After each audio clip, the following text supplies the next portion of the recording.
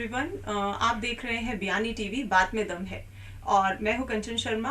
और आज हम हमारे स्टूडियो में हमारे साथ हमारी गेस्ट हैं Ekta Sharma. I welcome you Ekta Sharma. Thank you ma'am. Ekta ने ग्रेजुएशन बयानी गर्ल्स कॉलेज से 2023 में की और ये क्लास के अंदर सेकंड टॉपर रही हैं।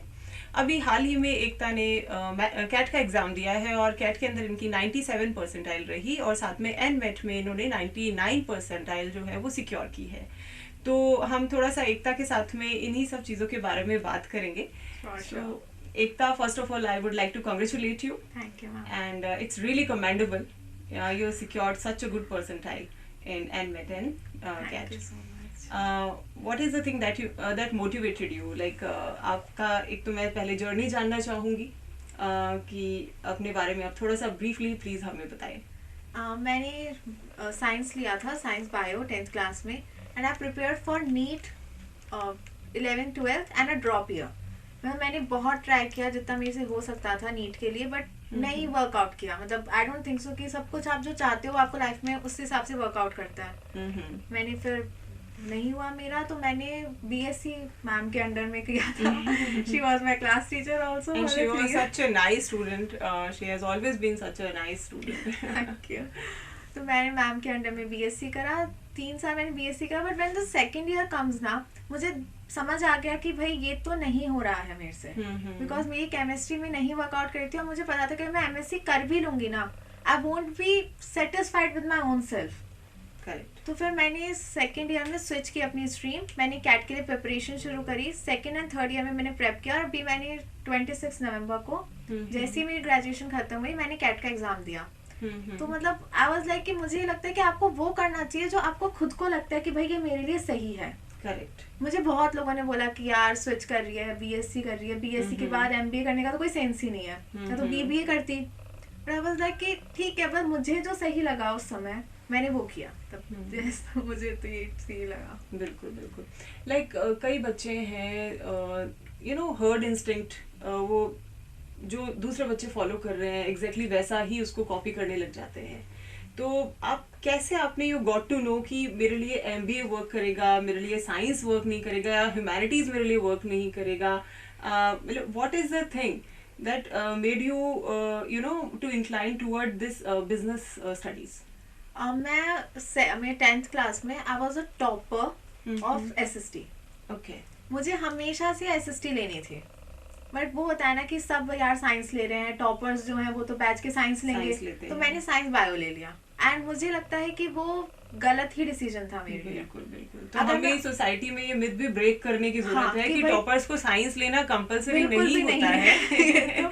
Just follow your passion and just find out कि आप किस में बेस्ट है। हाँ, मुझे ये पता चला कि मैंने मतलब माय फादर वाज लाइक कि एमबीए तो मेरे को पता ही नहीं था कि ऐसा कुछ एग्जिस्ट भी करता है, क्योंकि मैं साइंस की स्टूडेंट थी। करेक्ट। तो मेरे को बिल्कुल आइडिया नहीं था। बट फिर मुझे लोगों ने बोला कि बैंक के एग्जाम दे ले, बैंक के एग्जाम की तैयारी कर ले, वहां पे तो कुछ ना कुछ हो ही जाएगा।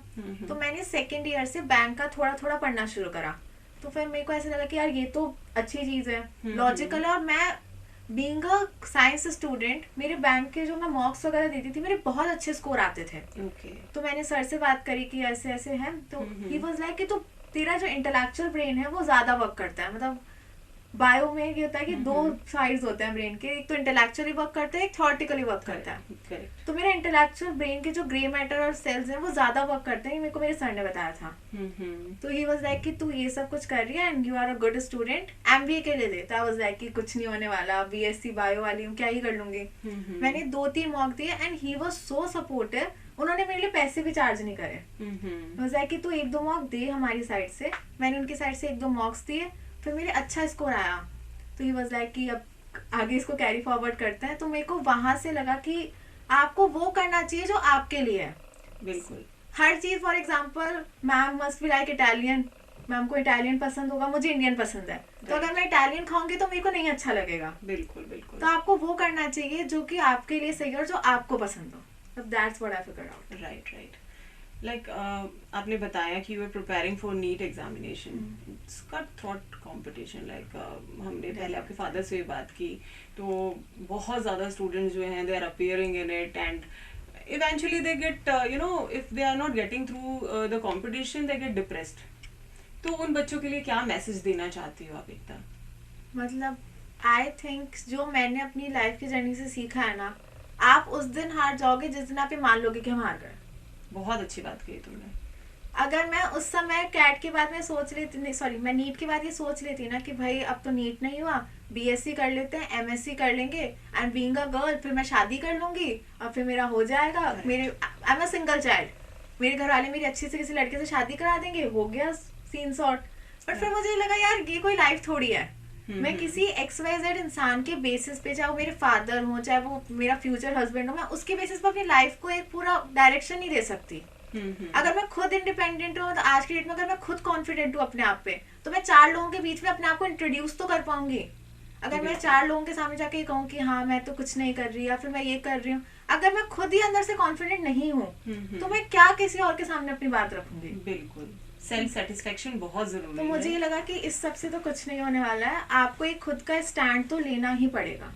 राइट।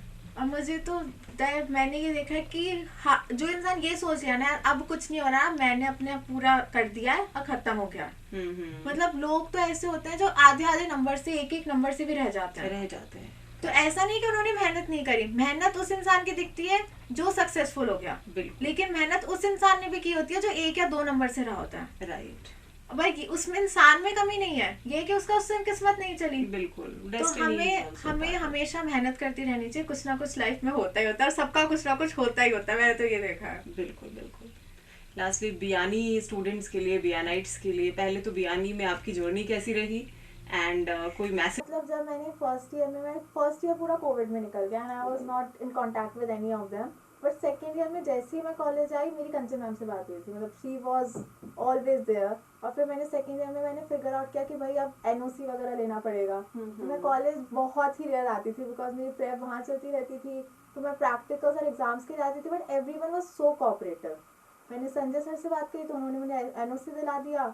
और फिर मतलब वो होता है कि आपको जब कोई लोग सपोर्ट कर रहे होता है ना, जैसे मुझे कोई भी प्रॉब्लम हुई, जैसे प्रैक्टिकल फाइल हो गई या फिर किसी भी चीज़ के लिए हो गया, अगर आपको कोई गाइडेंस दे देता है, वहाँ पे बच्चे एवरीवन जो क्लास में थे उन लोगों ने भी बहुत हेल्प करी, मतलब पीडीएफ बना के देते थे, कोई डायग्राम नहीं बना कोई डायग्राम बना देता था, तो अब सबने मेरी बहुत हेल्प करी है। मुझे लगा कि मैं लोगों की क्यों ही सुनूं, मुझे जो सही लगा आई वॉज कॉन्फिडेंट कि मैं इसको क्रैक कर सकती हूँ, सो मैंने उस पर दिया। तो जो तुम्हें सही लगे वो करो, किसी और की मत सुनो।